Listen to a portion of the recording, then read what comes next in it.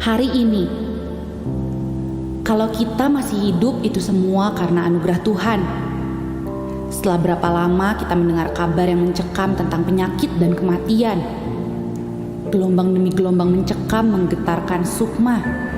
Penyakit merajalela memisahkan manusia dengan sesama. Anak dan orang tua, tetangga bahkan datang ke gereja dengan penuh curiga. Hari ini kalau kita masih hidup itu semua Tuhan punya rencana. Kalau kita masih bisa bernafas dengan leluasa, pasti ada rencana dari sorga.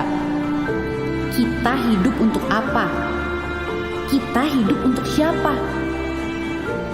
Ketika kita renungkan kalau segala daya sepertinya sirna, ditelan kabar berita yang malang melintang di seluruh jagat raya.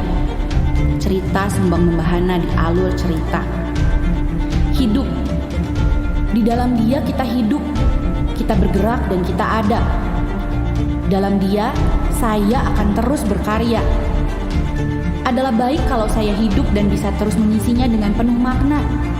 Saya tidak akan melewatkan satu hari pun tanpa bersyukur di hadapan Pencipta. Apa rencana Tuhan untuk saya di fajar yang merekah? Tangan ini harus diulurkan untuk siapa?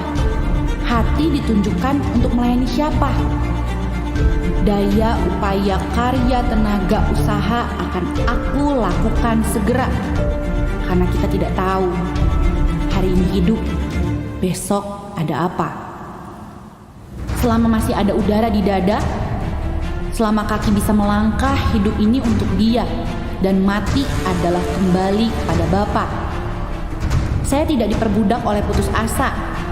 Saya tidak tunduk pada nestapa. Saya tidak menyerah pada berita malapetaka. Karena saya ada di dalam kuasa kebangkitannya. Saya terproteksi oleh darahnya. Saya sembuh oleh bilurnya. Saya adalah anaknya. Saya adalah muridnya.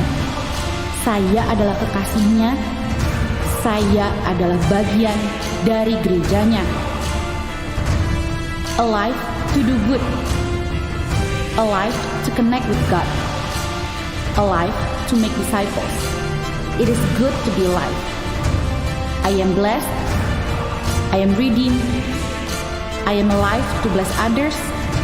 I am grateful to be alive.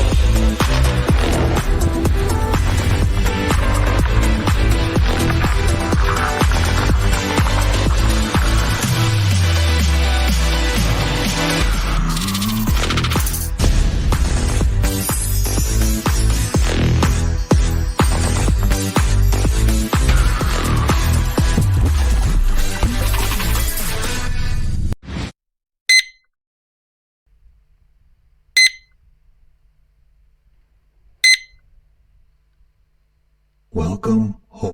Shalom, selamat pagi IFGF. Selamat pagi gereja Tuhan. Puji Tuhan pagi hari ini kita masih bisa berada di tempat ini kembali. Kita mau bersorak-sorai buat Allah kita. Kita memuji Tuhan Allah pemilik semesta. Terima kasih Tuhan buat hari ini. Hari yang Kau jadikan baru buat setiap kami. Kami mau tetap terus bernyanyi untuk Engkau Tuhan. Kami mau tetap terus memuji nama-Mu dan menyembah Engkau. Karena Engkau Yesus yang lahir buat setiap kami. Kau Yesus yang ada buat setiap kami. Kau Yesus juru selamat kami yang hidup. Kau berkati ibadah ini dari awal sampai akhir Bapa. Kami serahkan seutuhnya ke dalam tangan kuasa-Mu. Kedaulatan-Mu turun atas setiap kami pagi hari ini. Di dalam nama Yesus Kristus Tuhan juru selamat yang hidup. Jemaat yang siap memuji Tuhan katakan amin. Kita mau bangkit berdiri. Kita mau tetap bernyanyi buat Allah kita. Kita mau tetap bersorak-sorai buat Dia.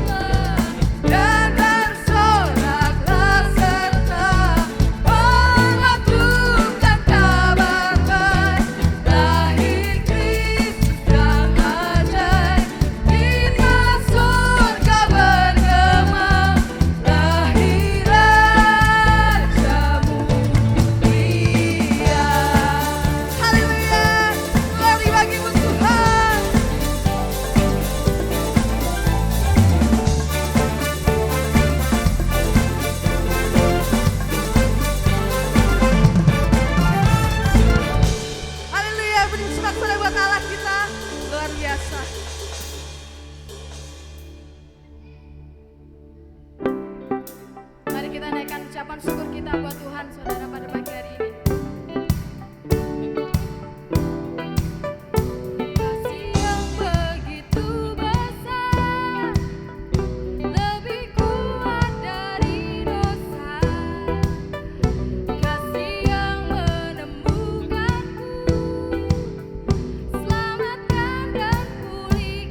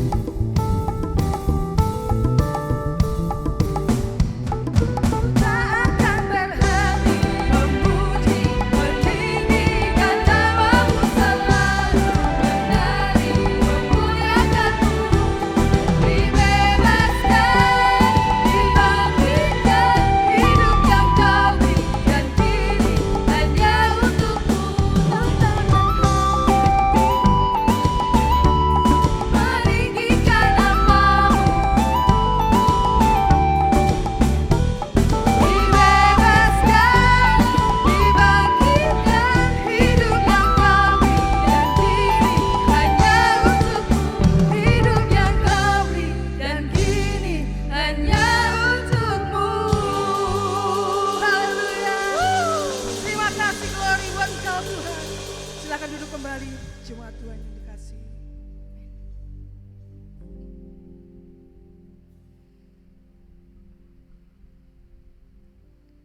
Terima kasih Tuhan buat pagi hari ini. Terima kasih buat sukacita besar yang Kau berikan kepada setiap kami. Terima kasih buat kasih yang tidak terbatas yang Kau curahkan buat setiap kami. Yang Kau limpahkan segala kasih sayang-Mu Tuhan. Bahkan masa depan kami pun dalam rencana-Mu yang sangat indah. Kau telah menulis kehidupan kami Tuhan. Jauh sebelum kami ada di muka bumi ini. Dan kami percaya goresan tangan-Mu Tuhan adalah goresan tangan yang sempurna buat setiap kami. Terima kasih Yesus, terima kasih Tuhan. Kami mau bawa pujian demi pujian untuk Engkau Tuhan pagi hari ini. Kami bawa segala penyembahan kami untuk Engkau Yesus.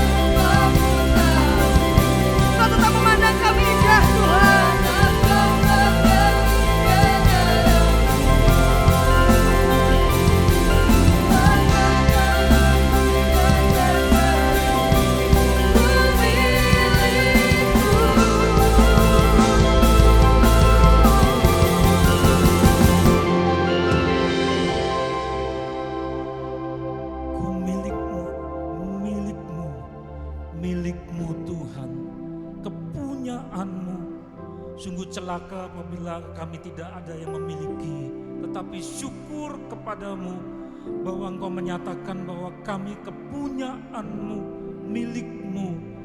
Dan ketika Engkau nyatakan dan Engkau teguhkan bahwa kami adalah milikmu, maka Engkau nyatakan pula pemeliharaanmu, pembelaanmu, penebusanmu. Maka ketika kami memperingati akan lawatanmu ke bumi, oleh karena kasihmu, oleh karena penebusanmu, oleh karena Engkau nyatakan kami sebagai milikmu, maka itulah kasih yang terbesar, yang selama hidup tidak ada yang bisa kami bandingkan dengan kasih yang manapun juga. Milikmu, milikmu, milikmu, milikmu. I'm alive, your wonder, mighty wonder. Kami tetap tinggal hidup sampai kepada kekekalan oleh karena keajaiban, oleh karena mujizat milikmu, milikmu, milikmu. Bapa, untuk kesekian kalinya kami hendak mengucap syukur kepadamu di tanggal yang kudus ini. Izinkan kami Tuhan, seluruh ruangan hati kami dikuduskan oleh kasih-Mu, oleh sukacitamu yang sudah diberitakan oleh para malaikat kepada gembala-gembala.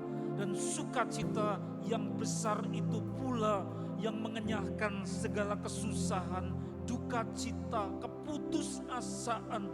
Karena sukacita yang berasal daripadamu jauh lebih besar daripada segala kesusahan kami. Nyatakan untuk kesekian kalinya mujizatmu, lawatanmu kepada kami. Nyatakan firmanmu kepada kami ya Bapa. Oleh Roh Kudus, hamba-Mu Engkau pakai begitu rupa untuk dengan benar menyatakan isi kehendak hati-Mu dan ketentuan-Mu di dalam nama Tuhan Yesus yang kami peringati. Kami akan terima kebenaran firman-Mu. Haleluya. Amin. Selamat pagi saudara-saudara yang dikasihi oleh Tuhan. Selamat Hari Natal 2022. Luar biasa kasih Tuhan kepada kita. Tidak semua orang diizinkan untuk masih mengalami nafas kehidupan sampai kepada tanggal 25 Desember tahun 2022 ini. Saudara, masih banyak etapa perjalanan dari kehidupan kita di mana karena belum selesai maka Tuhan juga membekali kita sekalian. Saudara, ada satu tema yang istimewa yang hamba Tuhan ini hanya taat untuk teruskan kepada saudara-saudara, yaitu tema tentang hamil kasih karunia. Bukan dari saya saudara, tetapi dari isi kitab suci yang Tuhan ajarkan kepada kita sekalian. Siap saudara? Hamil kasih karunia diambil dari kitab Wahyu pasal 12 ayat 1 sampai dengan yang kelima. Lalu karena panjang sekali lalu meloncat dari ayat yang kelima meloncat ke ayat 13 sampai 17. Wahyu pasal 12 ayat 1 sampai 5 dan ayat 13 sampai 17. Sediakan hati saudara untuk berita Natal ini. Nanti jangan tergesa-gesa pulang saudara, karena ini hari istimewa. Ada ritual berupa doa, ada ritual berupa menyanyi menyembah, tapi juga ada ritual berupa makan dan minum. Jadi nanti sesudah ini ada makan sederhana, kecil, makan kecil dan minum di hadapan Tuhan. Itu juga termasuk ritual sesudah ini saudara. Jadi jangan pulang dulu. Juga ada foto-foto yang nanti saya akan kirim ke Tuhan Yesus ya. Nanti jadi sesudah selesai ini jangan pulang dulu, kita kumpul semua, sebagian di atas, sebagian di bawah, foto bersama. Terus nanti di rumah saya akan haturkan, Tuhan ini keluargamu ya, gambarnya saudara semua, fotonya saudara mau saya kirim ke Tuhan Yesus ya. Jadi jangan tergesa-gesa karena ini acara kekeluargaan, acara kasih. Siap saudara? Wahyu pasal 12. Maka tampaklah suatu tanda besar di langit. Seorang perempuan berselubungkan matahari, dengan bulan di bawah kakinya. Dan sebuah mahkota dari 12 bintang di atas kepalanya. Saudara, Yohanes digodok oleh hukuman orang Romawi, direbus tidak mati karena dari 12 murid itu yang meninggal tidak sebagai martir cuma satu orang. Dari cerita tradisi, bukan yang ditulis dalam Alkitab tapi dari mulut ke mulut, namanya cerita tradisi, yang 11 murid itu meninggal sebagai martir, ditombak, di pedang, disalibkan, dibalik kepala, di bawah seperti Simon, tapi ada satu yang direbus pakai wajan atau panci oleh hukuman kejam Romawi, tidak meninggal. Sehingga dalam cerita tradisi ini Bapak Yohanes ini murid yang Tuhan sangat kasih dan menulis Injil Yohanes, kok enggak mati-mati lalu disingkirkan. Mereka takut semua ke pulau namanya Pulau Patmos. Dan di situ Tuhan kasih wahyu, apokalips. Dari banyak wahyu yang membuat dia enggak tahan karena terlalu kudus dan dahsyat itu, dia sampai rebah. Dibangunkan oleh malaikat, dan satu di antara wahyu yang dia lihat dalam penglihatan ilahi itu, dia lihat ini ada perempuan yang kepalanya itu ada 12 bintang dan matahari, saudara.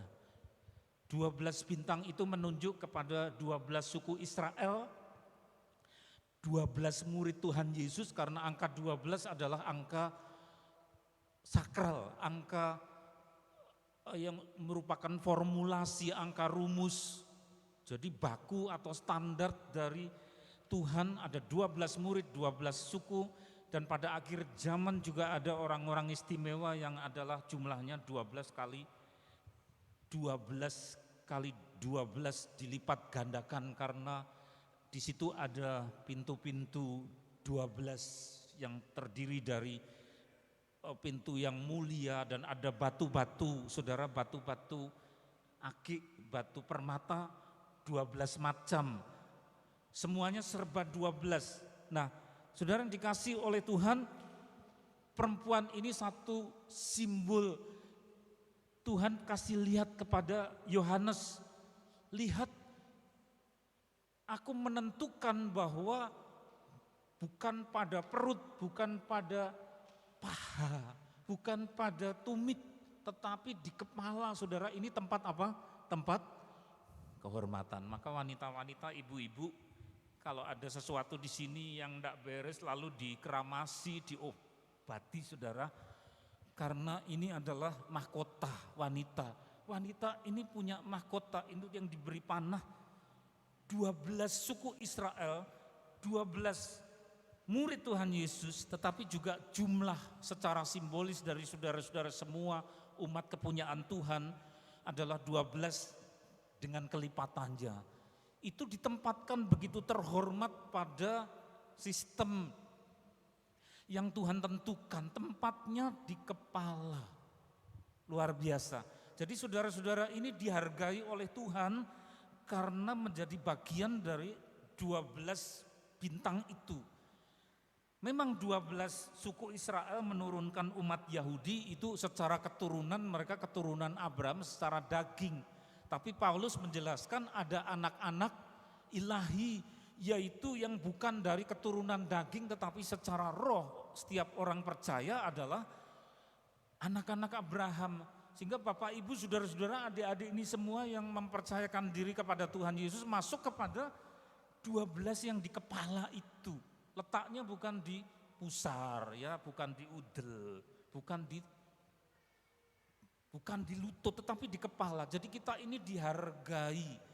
Nah, saudara yang sedang susah, sedang punya persoalan, lihat, sesukar apapun persoalan saudara yang sedang saudara hadapi, apalagi di akhir tahun ini, tidak lebih besar daripada satu kehormatan yang Tuhan sudah tentukan, kita diletakkan di kepala menjadi 12 bintang. Terus apa lagi? Ya, berselubungkan matahari. Dalam Kejadian pasal 1 ayat 6 disebutkan bahwa ada benda penerang di siang hari, itu matahari, tetapi juga ada penguasa malam yang lebih kecil, itulah Luna atau bulan ya.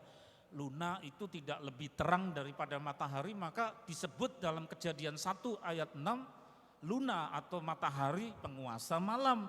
Matahari disebut sebagai penguasa siang.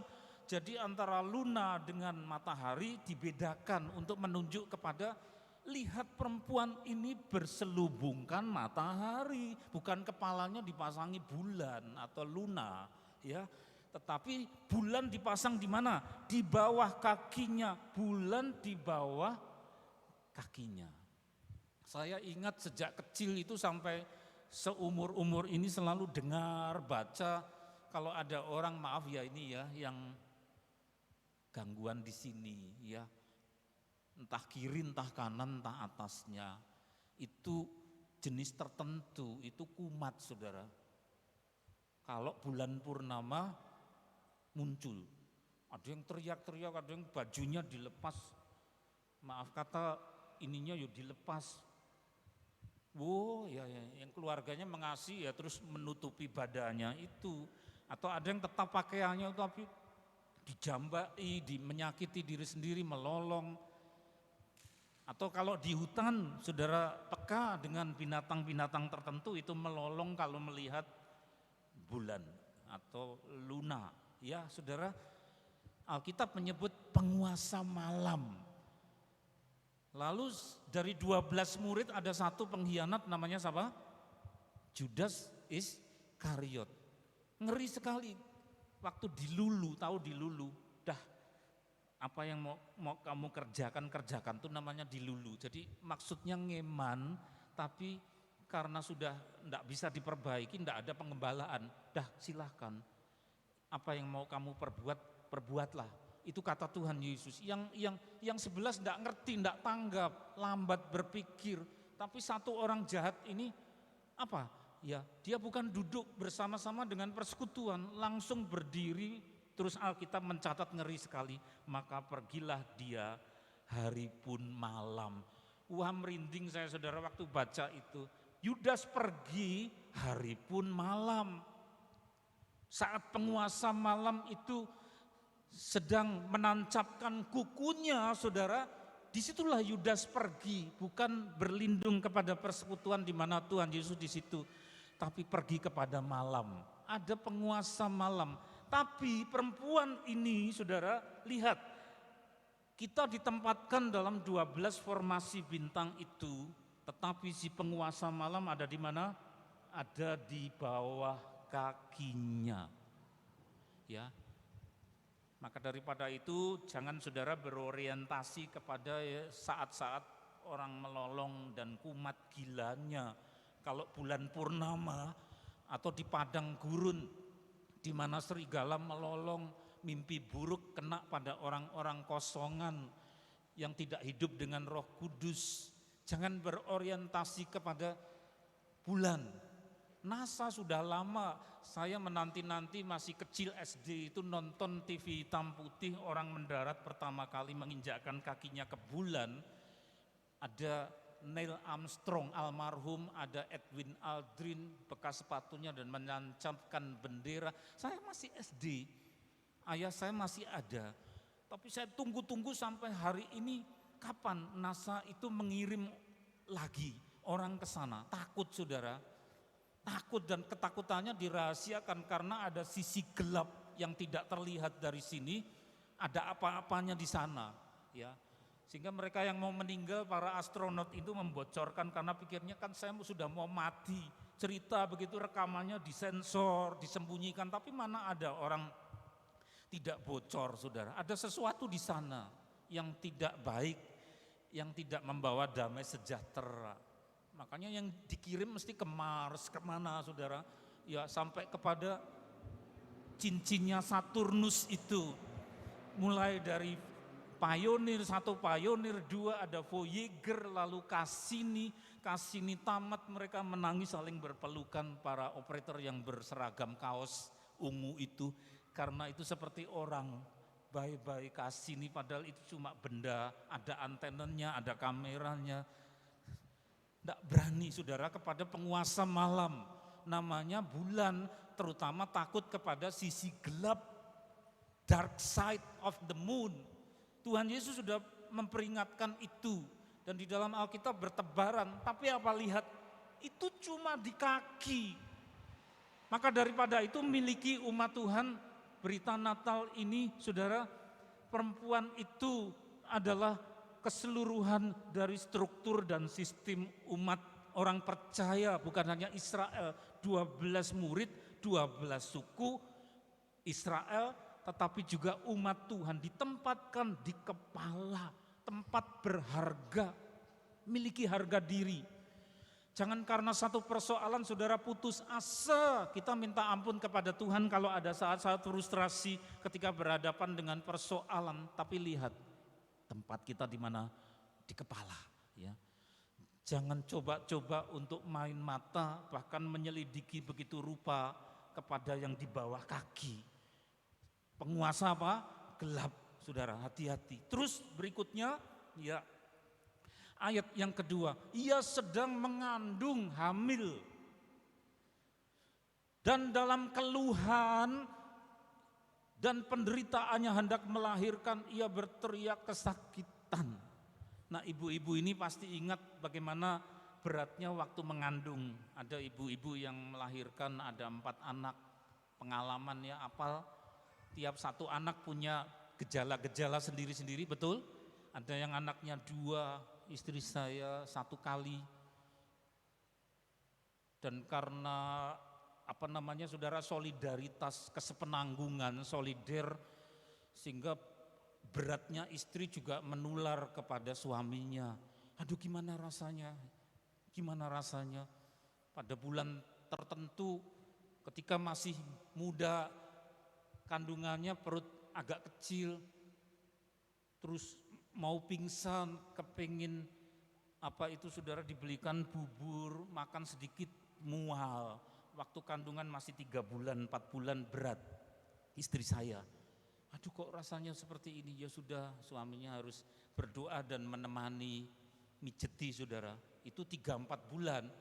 Begitu nginjak kok bulan ke-8, 9, orang-orang jadi heran. Loh, ibu kok ayu banget, ya, kok cantik banget padahal perutnya gede. Ya, sampai orang-orang di gereja, kami belum bergereja di sini tapi masih di GKJ saudara. Loh, kok cantik banget padahal perutnya gede. Ini mesti anaknya wedok, mesti anaknya perempuan.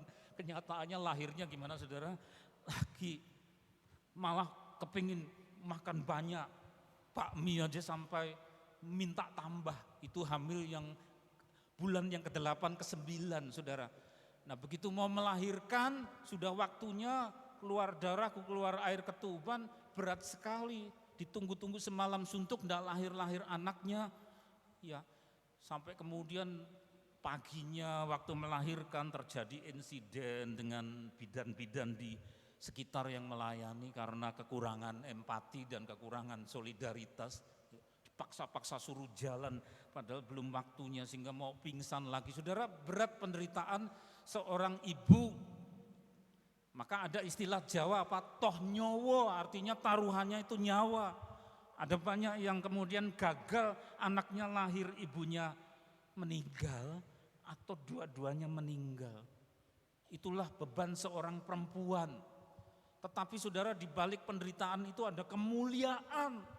Ya, dia mengandung dalam penderitaan, hendak melahirkan, berteriak kesakitan. Saudara, ini juga menunjuk kepada beberapa pihak secara berlapis. Kita melihat peristiwa Natal di mana perawan dari Efrata atau Bethlehem juga menderita karena tidak sejahtera di dalam rumah yang aman, dikelilingi famili-famili dan security tidak ada, saudara. Tetapi malah Tuhan menentukan supaya kemudian harus mengungsi ke tempat yang aman karena ada teroris. Bayangkan, hamil saja berat masih harus dikejar teroris, mengungsi. Dan kelahirannya bukan di tempat yang bersih tetapi di tempat yang memprihatinkan, pasti baunya bau kotoran binatang. Tempat yang memprihatinkan saudara. Dan dalam pengungsian itu lama sekali dikejar teroris, saudara. Dan kemudian karena ini berlapis bicara mengenai Maria, tapi bicara mengenai ibu secara kolektif, yaitu Israel. Israel disebut sebagai yang feminin, bukan maskulin. Jadi tidak ada Pak di Sion, Om Sion, tidak ada. Yang ada adalah Putri Sion, itu umat Israel. Disebutkan sebagai yang mengandung karena melahirkan juru selamat dengan 12 suku itu dikejar, dibenci oleh banyak bangsa. Dan ketika mereka masuk ke tanahnya sendiri itu saudara dikeroyok oleh bangsa-bangsa di sekitarnya. Begitu dikeroyok satu bangsa ini, dia melawan, tiap kali dikeroyok wilayahnya melebar karena yang mengeroyok kehilangan wilayah. Dikeroyok lagi banyak bangsa Arab di sekitarnya, makin lebar lagi. Dikeroyok lagi berkali-kali, makin lebar, lalu yang mau mengeroyok bosan. Sampai hari ini bahkan sampai akhir zaman. Karena itu bukan sebarang bangsa, tetapi memang sudah ditentukan Tuhan menjadi perempuan, Putri Sion yang berselubungkan matahari. Matahari penguasa siang, bukan penguasa gelap. Dan ditentukan bermahkotakan bintang 12. Saudara yang dikasih oleh Tuhan, imani bagian ini menjadi rumus, saudara, juga umat Tuhan yang dipilih. Maka setiap kali si jahat mau merangsek saudara, mau memojokkan saudara, mau memusnahkan saudara, imani bagian ini. Aku adalah perempuan itu, yang mana 12 ada pada hidupku, dan engkau membela aku dan keluargaku. Sehingga kalau saudara kena musibah, dijahati orang, atau apapun juga yang saudara alami, berita Natal menyebutkan bahwa perempuan yang mengandung dalam penderitaan bukan hanya Maria, tapi juga bangsa Israel keturunan Abraham, tapi juga anak-anak Abraham secara rohani. Siapa anak-anak Abraham secara rohani? Orang Kristen, orang percaya. Saudara akan dibela. Siapa yang percaya berkata amin. Ya, yang ragu-ragu mbuh lo ya saudara, nanti kalau pulang gimana? Imani ini ya. Karena Paulus menyebut, hai anak-anakku, karena kamu aku menderita sakit bersalin. Sampai rupa Kristus menjadi nyata di dalam kamu. Jadi kalau kepada Maria dititipkan ini anak oleh Roh Kudus saudara yang menjadi anak, maka kepada kita juga dibuat hamil oleh Tuhan. Apa itu hamil oleh Tuhan? Yaitu kita dititipi masuk ke dalam diri kita itu visi-visi ya kasih Allah, dititipkan semua yang mulia itu masuk ke dalam diri saudara dan kita. Sampai kepada Paulus berkata, aku menderita sakit bersalin karena tubuhnya terbatas, bisa sakit, pikirannya terbatas, hatinya terbatas, bisa salah berpikir. Sedangkan yang dititipkan itu kudus, suci. Makanya tubuhnya menderita karena ada konflik, tapi itu kehendak Allah saudara. Seperti seorang perempuan mengandung. Maka orang percaya yang sungguh-sungguh mengasihi Tuhan pasti hamil. Hamil visi-visi Tuhan, dititipi dengan kekudusan Tuhan, dititipi dengan pengutusan, dititipi dengan urapan, ya. Jadi hamil saudara, tapi terjadi konflik karena tubuh kita terbatas, pikiran kita terbatas, ya. Sering salah ngomong, salah berpikir, hatinya sering keliru merasakan, tapi yang dititipkan tidak pernah keliru karena itu kudus. Tapi terimalah, memang itu sudah dipatok begitu saudara, sudah dipatok. Inilah perjalanan hidup pada Maria, pada Israel, pada orang Kristen, ya. Terus yang berikut, ayat 3, maka tampaklah suatu tanda yang lain di langit, lihatlah seekor naga merah padam. Makanya saudara beli kaos jangan yang gambar naga. Kok pendeta ngawur ya kaos-kaos gambar sembarangan suruh bakar. Lah yang lucu-lucu ndak ada hubungannya sama setan kok dibakar, boneka-boneka, gimana yang suruh siapa? Tapi kalau gambarnya memang itu lambang dari iblis, silahkan bakar. Tapi kan tidak semua kaos, t-shirt itu seperti itu, ya saudara. Wah ini ya bukan anak domba Allah tapi kambing. Ya memang kambing lambang setan, tapi kalau itu gebernya tukang sate ya layak atau gambarnya kambing. Jangan menuduh itu sate setan. Nah, itu ngeroh tapi ngawur, saudara, jangan begitu. Ya, naga merah padam, Mbak, itu bukan hanya kambing, tetapi juga naga. Ya, merah padam melambangkan apa? Merahnya itu merah hawa nafsu, segala macam nafsu kejahatan, ambisi-ambisi yang kotor, yang jahat, itu merah padam, bukan merah indah. Saya suka merah indah, ya. Merah indah, tetapi ada merah yang namanya merah kejahatan. Itu si jahat. Berkepala 7, sebenarnya dia punya kecerdasan tapi karunia ini angka 7 itu disalahgunakan, maka kepalanya 7, dia sangat cerdas. Padahal kecerdasannya dikaruniakan oleh Tuhan, maka angkanya 7 kepala, ya.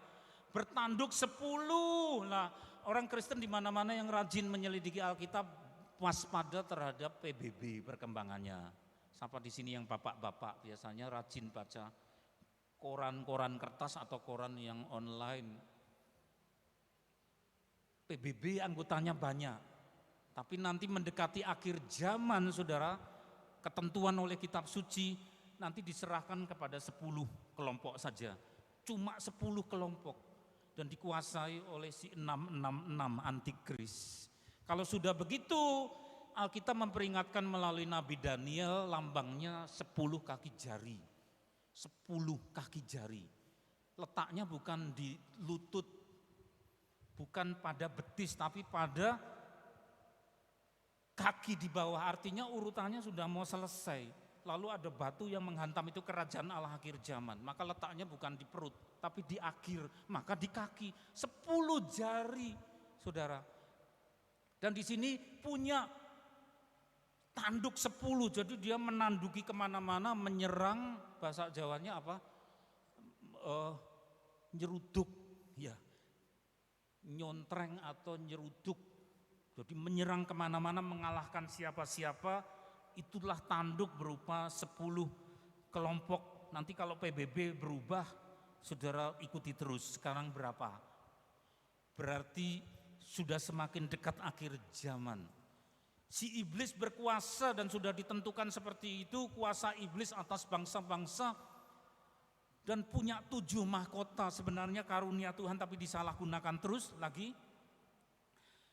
Ekornya menyeret sepertiga dari bintang-bintang di langit, ayat 4. Si iblis ini, saudara, naga, ekornya menyeret sepertiga bintang-bintang di langit. Itu artinya bahwa malaikat-malaikat Tuhan di surga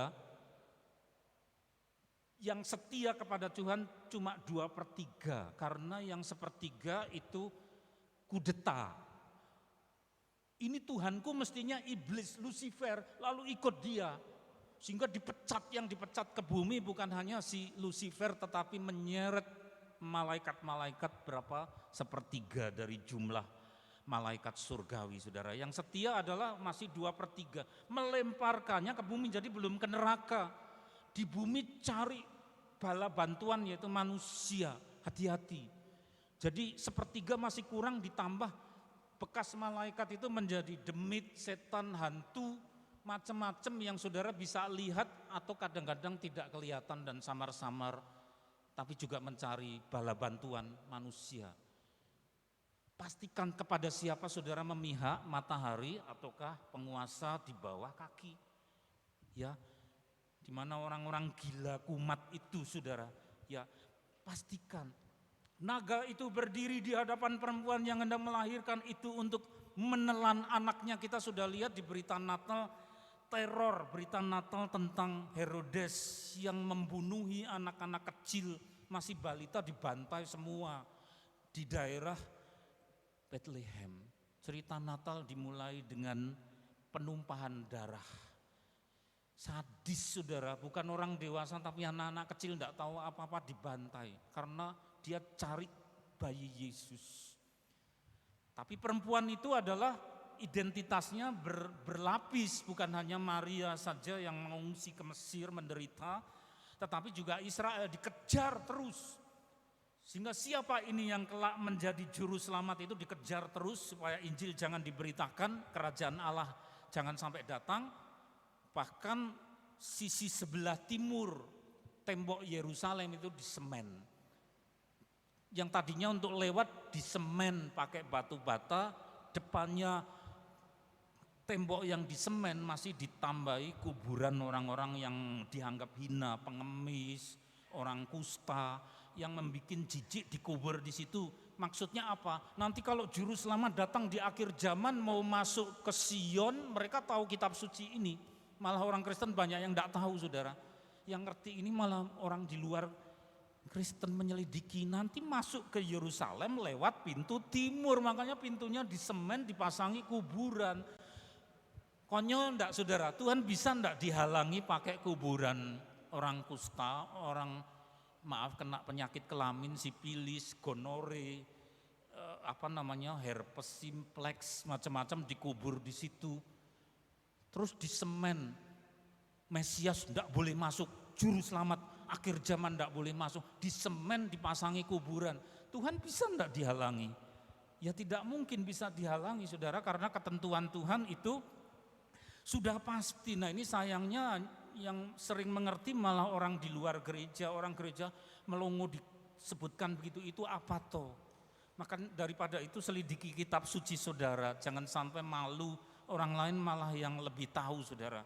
Ya, itu naga ini menyeret malaikat-malaikat jadi setan.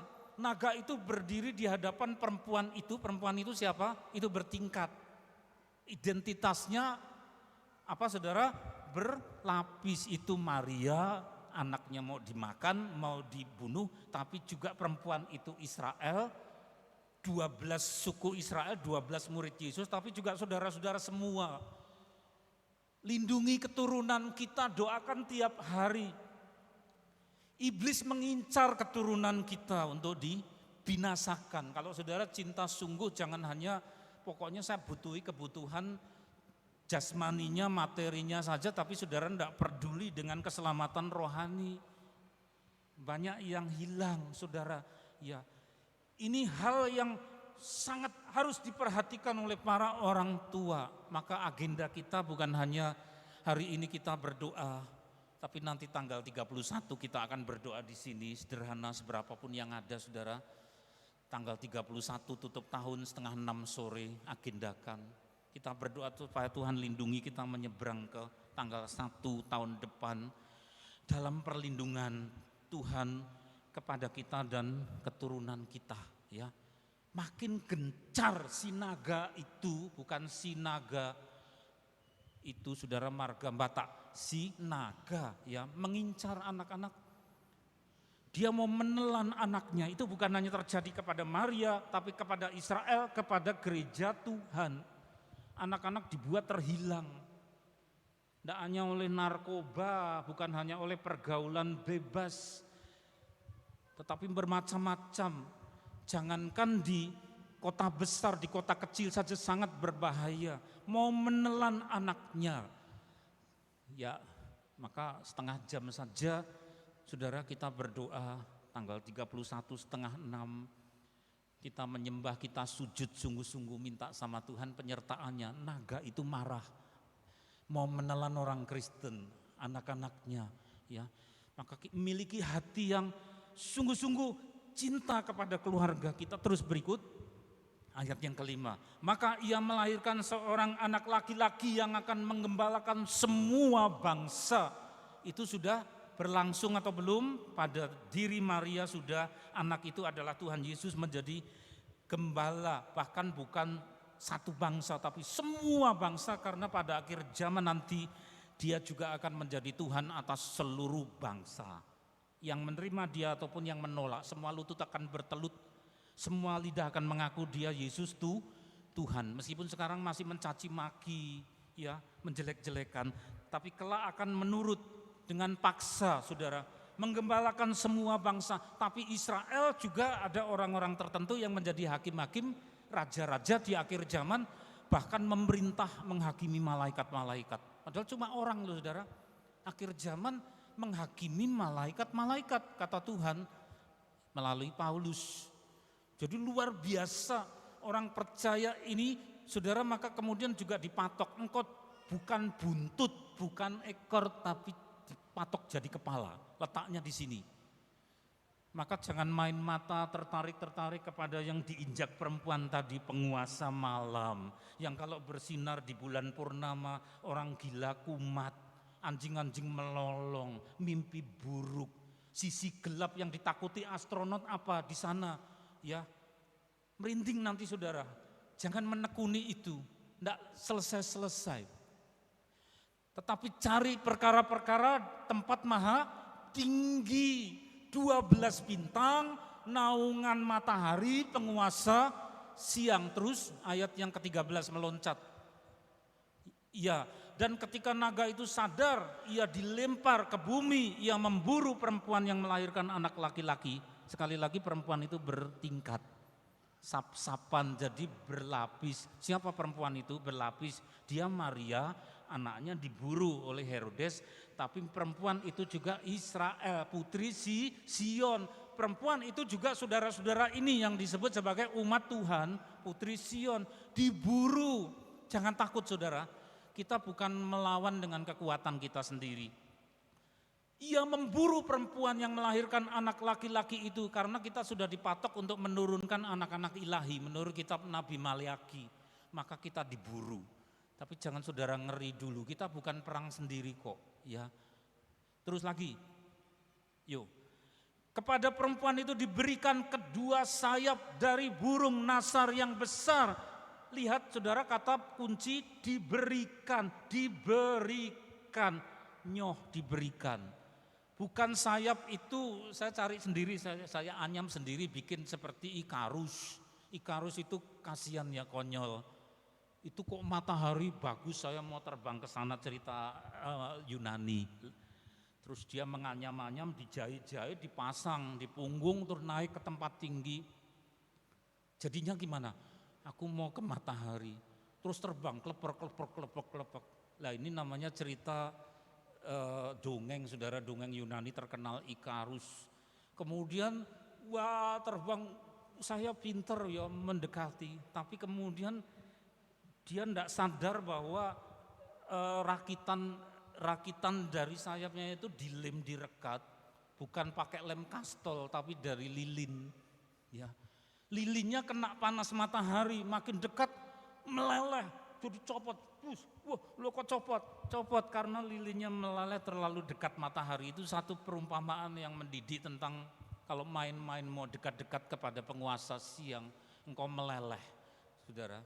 Orang Kristen tanggap akan hal ini, tapi orang Yunani yang bikin cerita itu tidak sadar, itu benar. Kita tidak, bukan sayap direkat lilin rekayasa manusia, tetapi apa? Kepada perempuan itu siapa? Maria. Perempuan itu siapa? Israel. Dilindungi bukan? Perempuan itu siapa? Saudara dan saya. Kita dalam masalah, kita dipojokkan oleh satu situasi yang kita sendiri tidak ngerti gimana ini. Sukar, ada sakit penyakit, ada masalah keuangan, ada masalah pekerjaan, ada masalah kuliah dan sebagainya. Saudara yang dikasihi oleh Tuhan, kita bukan cari sayap sendiri. Itu kalau mau ke HH Sky, HH Ocean di Kulon Progo, bablas ke selatan, ada tempat para layang itu. Kalau saudara lihat, ya ngeri ya. Tapi bagi yang ahli bisa terbang, dirakit sendiri. Kita tidak, tapi sayap itu diberikan. Maka orang Kristen di mana-mana, ku kan terbang tinggi di awan. Loh kok bisa? Apa itu mengatasi segala persoalan? Bukan karena kita, tapi dikaruniakan. Maka imani buka hati lebar-lebar dengan rendah hati.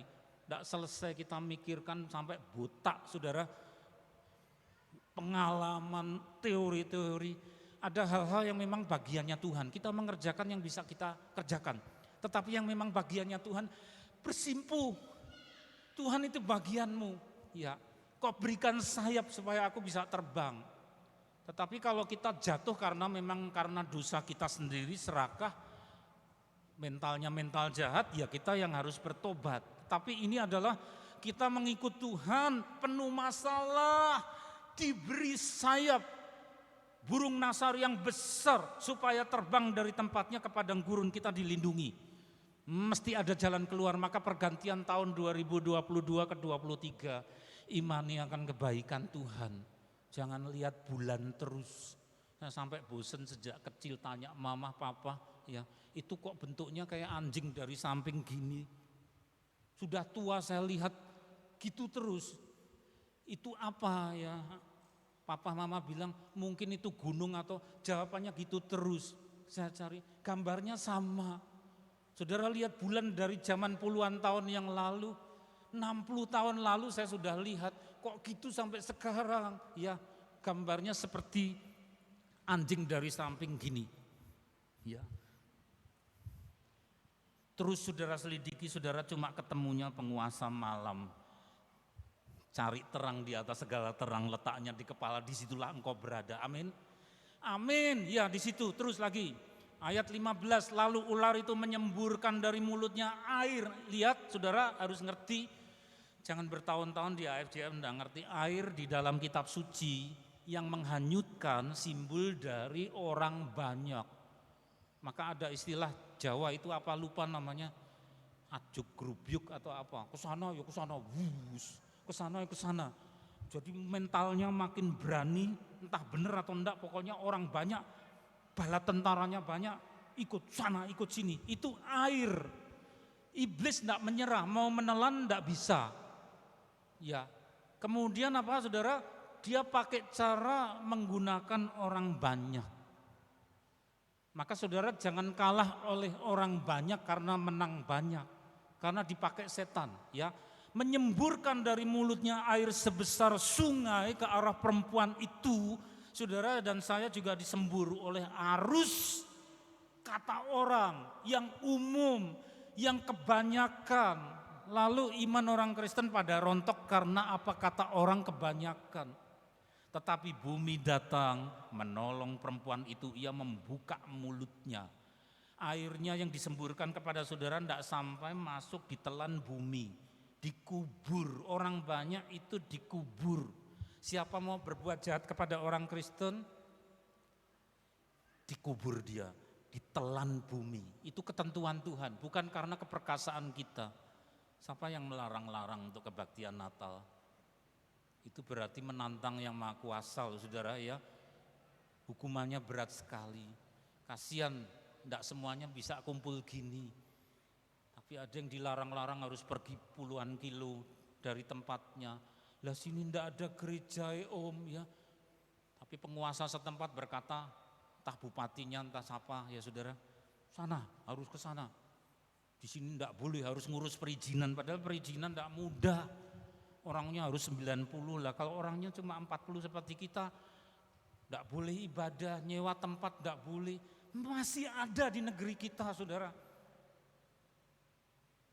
Direkam di YouTube enggak apa-apa, karena kenyataan. Ya. Berat sekali konsekuensinya karena berhadapan dengan penguasa terang. Ia menyemburkan dari mulutnya air sebesar sungai, itu pengaruh orang banyak, kalah banyak.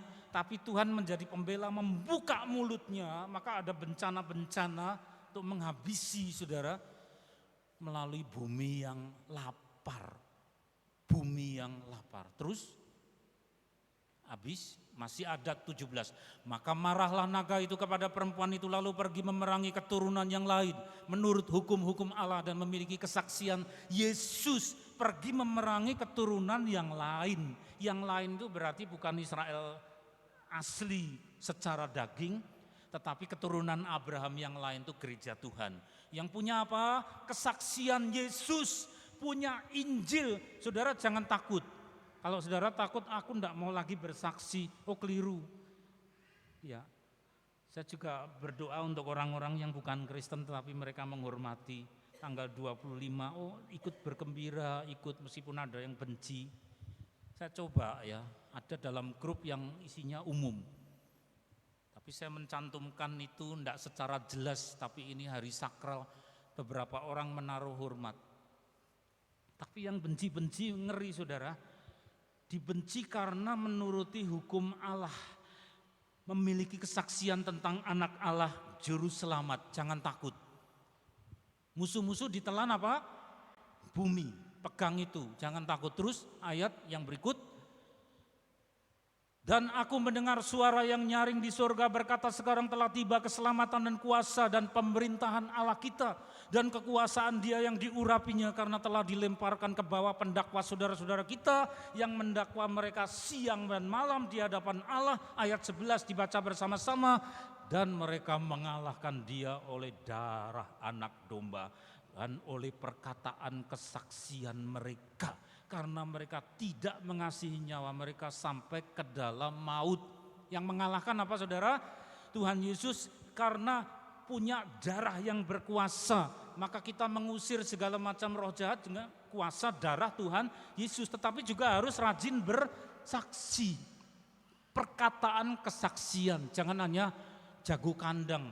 Kumpulnya orang Kristen tetapi di hadapan orang lain gimana? Kita berani enggak berkata kita Kristen? Punya juru selamat, meskipun orang lain mengejek, Allah kok punya anak, bidannya siapa dan sebagainya.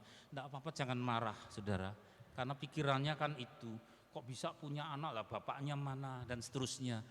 Jangan tersinggung ya, tapi bersaksilah tentang kasih, tentang damai sejahtera, tentang jahat dibalas apa? Baik.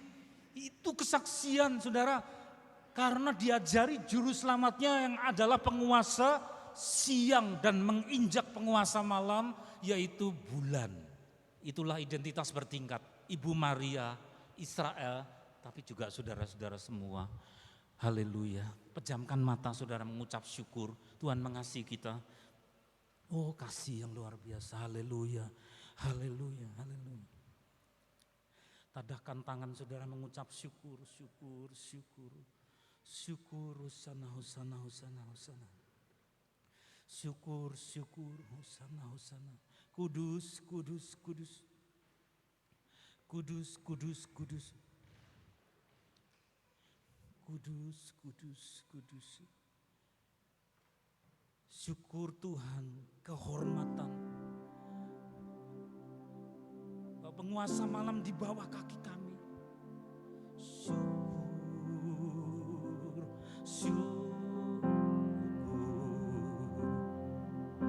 Penguasa malam bukan di atas kepala kami, bukan oleh gagah perkasa kami. Kudus, kudus, terima kasih Tuhan, penyelamat kami.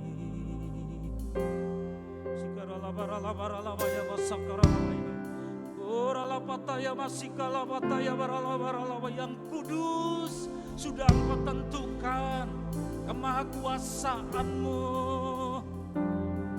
yang dahsyat, yang mengherankan.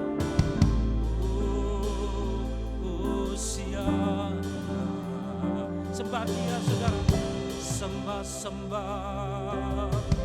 oh sembah, ucapkan syukur, syukur, syukur, syukur bagimu, kudus, kudus, juru selamat kami.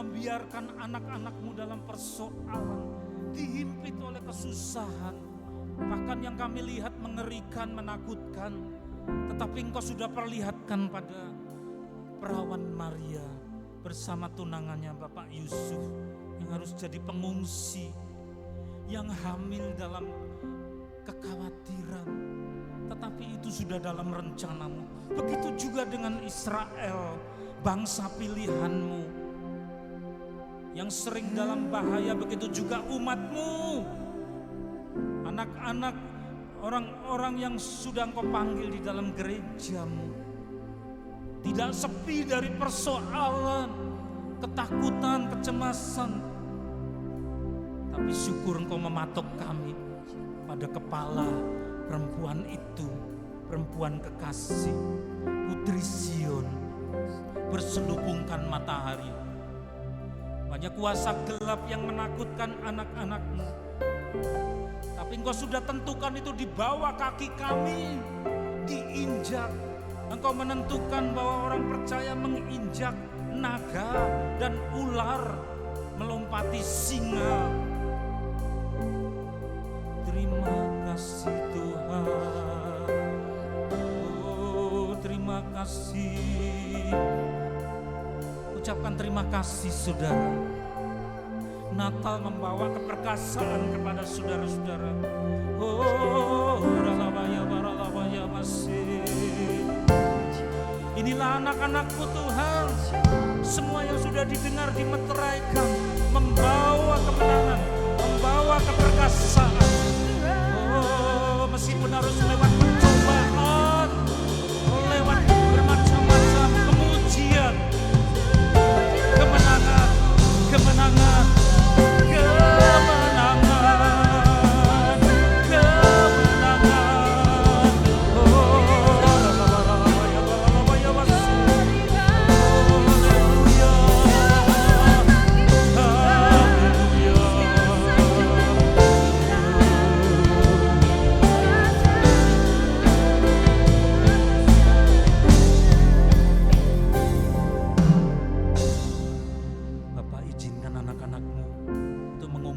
tanda kasih daripada anak-anak-Mu ini, seberapapun yang kami kumpulkan boleh dipakai untuk mendukung pekerjaan pelayanan dalam gereja yang kecil ini yang Kau kasihi. Kuduskan di dalam nama Tuhan Yesus. Kau membuatku sesuai rencana-Mu, Kau memegang setiap musim hidupku. Ku serahkan semua kekhawatiranku, ku milik-Mu.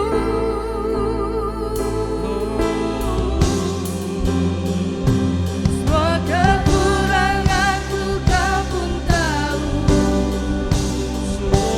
tetap Kau pandang indah dalam-Mu. Ku angkat tanganku dan berseru, ku milik-Mu.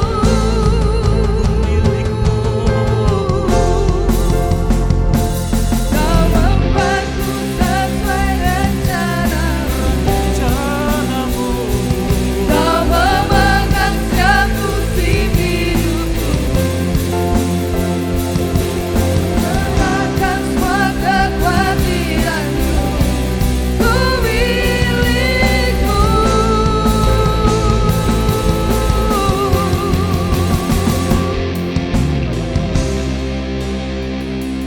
Mari kita bangkit berdiri. Bapa, terima kasih Engkau sudah nyatakan surat cinta-Mu kepada kami, dan ini dimeteraikan dalam hati kami, mengangkat kedua belah tangan kami, mengarahkan hati kepada Engkau.